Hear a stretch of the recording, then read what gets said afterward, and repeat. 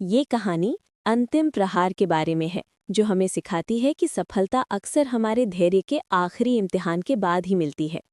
कहानी अंतिम प्रहार और अदृश्य जीत।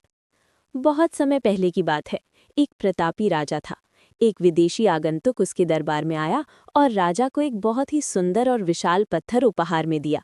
राजा उस पत्थर को देखकर बहुत प्रसन्न हुआ और उसने तय किया कि वो इस पत्थर से भगवान विष्णु की एक भव्य प्रतिमा बनवाकर उसे राज्य के मुख्य मंदिर में स्थापित करेगा।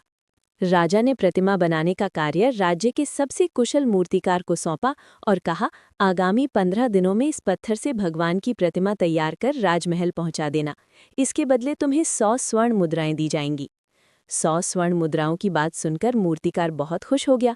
उसने अगले ही पल अपने औजार निकाले और पत्थर को तराशने में जुट गया। उसने एक हथौड़ा लिया और पत्थर को तोड़ने के लिए उस पर जोर से प्रहार किया, लेकिन पत्थर जस का तस रहा। मूर्तिकार ने फिर से पूरी ताकत से प्रहार किया, लेकिन पत्थर नहीं टूटा। उसने लगातार 10, 20, यहाँ तक कि 40 बार प्रयास किया, लेकिन वो पत्थर इतना कठोर था कि उस पर एक दरार तक नहीं आई। अंत में 50वें प्रयास के बाद मूर्तिकार निराश हो गया। उसने सोचा कि जब 50 बार में ये पत्थर नहीं टूटा तो अब क्या टूटेगा। वो पत्थर लेकर वापस राजा के पास गया और बोला, महाराज, इस पत्थर को तोड़ना नामुमकिन है। ये बहुत ही कठोर है, इससे प्रतिमा नहीं बन सकती। राजा अपना वचन पूरा करना चाहता था, इसलिए उसने प्रतिमा बनाने का काम एक साधारण से गांव के मूर्तिकार को सौंप दिया। जब वो नया मूर्तिकार राजा के सामने आया तो उसने पत्थर पर अपना हथौड़ा चलाया। जैसे ही उसने पहला प्रहार किया, पत्थर टूट गया। दरअसल पहले मूर्तिकार के 50 प्रहारों ने पत्थर को अंदर से कमजोर कर दिया था और वो बस एक अंतिम प्रहार की प्रतीक्षा कर रहा था। राजा के दरबार में खड़ा पहला मूर्तिकार ये देखकर दंग रह गया।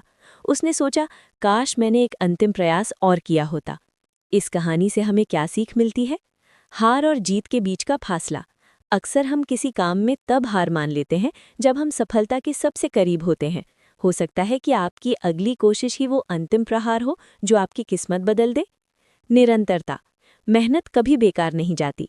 पहले मूर्तिकार के 50 प्रहारों ने काम तो किया था, लेकिन उसका फल दूसरे को मिला, क्योंकि पहले ने धैर्य खो दिया था। दृष्टिकोण। कठिन परिस्थितियों में हम ये भूल जाते हैं कि हर विफलता हमें जीत के एक कदम और करीब ले जा रही है।